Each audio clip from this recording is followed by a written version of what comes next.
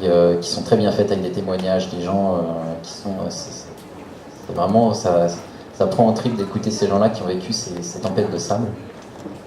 Et pour le dernier, donc qui n'est pas sorti, je fais une petite parenthèse sur mon prochain roman qui est Nola Forever, donc qui se passe à Nouvelle-Orléans, où là, ça va, j'ai été 3 fois sur place, fait un tour en Louisiane, donc là, ça permet de baigner dans le sujet et vraiment, du coup, d'être peut-être moins dans le mythe et plus dans le réalisme, même si pour l'occasion, ce roman est plus une histoire sur les apparences. Alors moi je vais régulièrement, quand les finances le permettent, à New York, parce que j'adore New York. J'ai eu la chance pendant des années que ma sœur vive près de Charleston, en Caroline. Là j'ai adoré la Caroline, mais vraiment adoré, parce que rien m'y préparait, enfin je m'attendais pas à ce que c'était. Et en plus, ce qui était très très bien, c'est que c'était chez ma soeur qui, elle, était américaine. Hein. Donc c'était vraiment chez les gens... enfin, de beaux souvenirs. Et puis alors, oui, pour la préparation, pour les 3, c'était un travail énorme. Le premier sur Lilliputian, le parc d'attractions de Coney Island, c'était un travail de fou, parce qu'en plus... comme j'aime bien produire une fiction à partir d'éléments vrais, il faut blinder dans la documentation. Donc, et pour Coney Island, c'était pas toujours évident. Des années après, je suis allé à Coney Island et ça a été l'une des plus belles journées de ma vie, parce que ça faisait bizarre. Que c'était ma mecque à moi. C'était vraiment la mecque des freaks, mais le connaît d'aujourd'hui toujours très inquiétant. Hein. On s'écarte un peu des attractions et il y a eu un très beau film dont le titre m'échappe sur ça, justement, sur la part sombre, ce mélange d'attractions un peu cheap, de dealers, de choses comme ça. Bon, bref, j'ai adoré. Puis après, il y a eu American Gothic, alors là, qui a été peut-être en documentation le travail le plus énorme, puisque ça allait du Boston des lois bleues, donc l'époque de Cotton Mather, le chasseur de sorcières, qui était en plus ami avec Elizabeth Goose, écrire les contes. Enfin, il y a des télescopages comme ça, très étranges, jusqu'à aujourd'hui. Donc ça a été... une plongée dans les différentes strates de l'imaginaire. Pour le dernier, La Société des Faux Visages, c'était génial parce que ça permettait de conclure l'ensemble, puisque le 28 août 1909, Freud est allé à Coney Island, justement, et il s'est évanoui. Ça a été trop pour lui, et quand il est sorti de ça, il a écrit qu'il avait été dans l'inconscient à ciel ouvert. Il s'est vraiment évanoui, il a eu un malaise. Ce qui est très drôle, c'est qu'il était accompagné par Carl Gustav Jung, qui lui a adoré. Évidemment, quand on connaît un peu les deux, c'est juste normal. Voilà, oui, c'est une belle aventure, cet imaginaire. On le subit pas, simplement, il est encore très vivant et très curieux, on découvre tout le temps des choses. Vous avez entendu ce qu'il a dit? Je vais le répéter, donc, je disais, les États-Unis, ce qui rejoint ce que dit Xavier, c'est qu'on a ce côté merveilleux et horrible juste à côté, et donc on adore détester, on déteste adorer cette facette-là, et là, on est juste derrière le mythe américain, justement, parce que quand on fait un pas dans les États-Unis, c'est un peu comme ça, en tout cas pour moi. Pour Satinka, il y a énormément de recherches, d'autant plus qu'il y a une partie du livre qui se situe dans le passé, dans les années 1865, et où là je décris un certain nombre d'événements, où j'ai fait énormément de recherches de documentation. Par exemple, le voyage des Irlandais de l'Est vers l'Ouest, je me suis inspirée d'un journal de voyage qui avait été écrit par des Irlandais à l'époque, dans lesquels ils décrivaient les endroits par où ils sont passés, comment ils étaient organisés dans le chariot, etc. Et donc je me suis servi de cette documentation-là. Pardon ? Oui, aussi.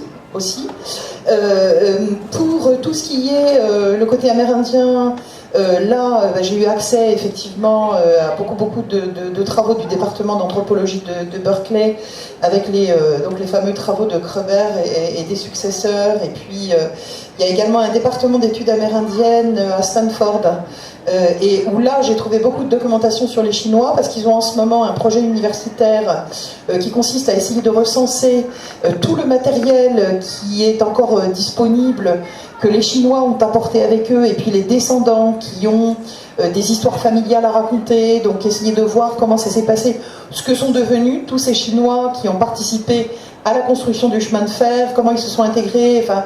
Donc là, il y avait aussi beaucoup de matériel. Je me suis servi des archives de la Central Pacific Railway qui ont été mises en ligne.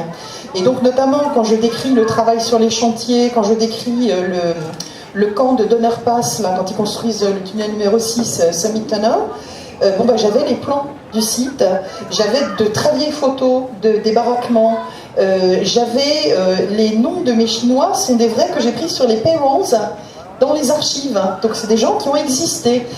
Quand je parle de Harmon Augustus Good, qui était un tueur d'Indiens célèbre, pareil, je me suis inspirée de son histoire. J'ai le massacre des Trois Tertres qui est décrit. J'ai pris les notes dans ses carnets, parce qu'il consignait ces massacres dans des carnets. Voilà. Et donc là, on a vraiment l'impression qu'on creuse, on est dans l'histoire. Et puis sur l'époque un peu plus récente, je me suis inspirée notamment, j'avais des contacts avec des gens qui sont à la rancheria d'Auburn, donc des descendants d'une tribu Médou, avec qui j'ai eu des échanges par mail, donc j'ai essayé aussi d'avoir une documentation un petit peu sur le côté moderne. Mais c'est vrai que, comme tu disais, on a vraiment l'impression de plonger dans les dessous de l'Amérique, là, quand on explore l'histoire, quand on creuse, et qu'on est sur les documents bruts. Là, on fait remonter des choses, et c'est aussi intéressant parce que ça croise la réalité avec le mythe et avec les idées qu'on s'en était fait. C'est parfait, ça va permettre de rebondir, parce que justement, mes plus grosses recherches, ça a été d'éviter les clichés. Parce que moi, j'ai pas du tout l'aspect historique, c'est vraiment un paysage moderne, ça se passe actuellement. Et donc, je le disais tout à l'heure, l'idée de ce roman est né du voyage, donc effectivement j'avais quand même l'expérience du terrain, et en fait ma plus grande inspiration c'est les gens que j'ai rencontrés là-bas, parce que j'ai rencontré un certain nombre d'Amérindiens, mais alors évidemment ça restait quand même dans les zones destinées aux touristes, donc c'est quand même, j'avais conscience que c'était à prendre avec des pincettes. J'ai eu la chance de beaucoup discuter avec mon guide dans Antelope Canyon, qui m'a raconté du coup une partie de sa vie, comment il est arrivé à faire guide pour les touristes dans la réserve Navarro. Il travaillait avant à Phoenix. Il était venu juste donner un coup de main, et finalement il a beaucoup apprécié ce contact avec les touristes, et en même temps dans une région qui était magnifique. Et donc il m'a un petit peu raconté leur vie. Et ce que j'avais à cœur, moi, de montrer dans le roman, c'est qu'on a tous l'image des Amérindiens avec le vieil indien à plumes, un peu chaman, un peu mystique, qui est toujours dans leur folklore, mais qui n'est pas leur quotidien. C'est-à-dire que quand on va là-bas, la plupart, on les croise au Burger King, ils sont habillés comme vous et moi.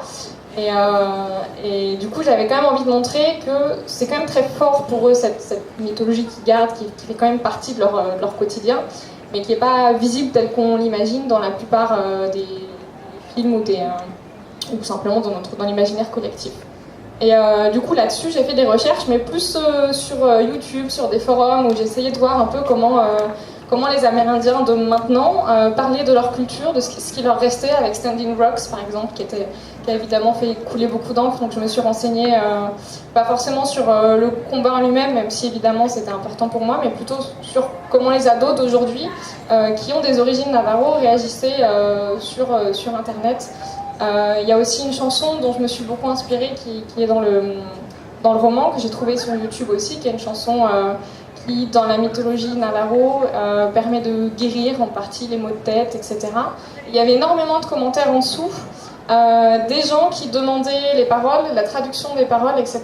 Et donc après, il y a un débat en fait qui s'est mis en place spontanément sur est-ce qu'on est un vrai Navarro quand on comprend pas ces chansons-là. Et en fait, ces chansons, elles sont plus vraiment compréhensibles parce que c'est en peyote, ce qui est pas vraiment la langue Navarro, qui est un mélange de tout un tas de langues et qui pas vraiment de sens. C'est plutôt un sens général, on ne peut pas traduire phrase par phrase, et donc j'ai vraiment vu qu'il y avait cette question de l'identité qui était très très forte pour eux, très, très compliquée, qu'ils avaient envie de la garder, et en même temps mais ils vivent dans le monde moderne, et donc ils sont un peu assaillis de toutes parts par ça. Et donc c'est plutôt là-dessus, moi, que je me suis penchée, pour essayer de traduire un tableau aussi juste que possible, tout en sachant que, voilà, on ne peut pas le savoir tant qu'on ne l'a pas vécu. De ce que c'est que Kate Navarro pour un autre d'aujourd'hui dans la réserve.